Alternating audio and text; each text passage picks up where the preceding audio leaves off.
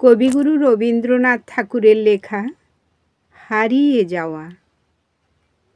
ছোট্ট আমার মেয়ে সঙ্গিনীদের ডাক শুনতে পেয়ে সিঁড়ি দিয়ে নিচের তলায় যাচ্ছিল সে নেমে, অন্ধকারে ভয়ে ভয়ে থেমে থেমে।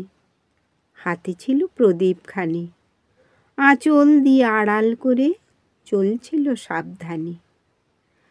আমি ছিলাম ছাতে, তারায় ভরা চৈত্র মাসের রাতে। হঠাৎ মেয়ের কান্না শুনে উঠে দেখতে গেলেম ছুটে।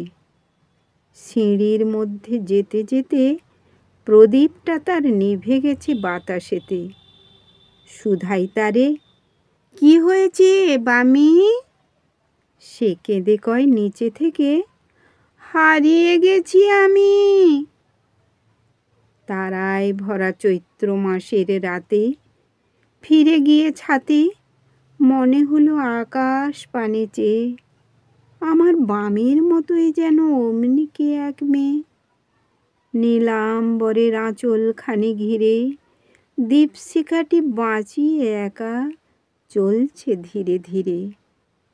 নিভত যদি আলো, যদি হঠাৎ যেত থামি, আকাশ ভরে উঠত কেঁদে, হারিয়ে গেছি আমি।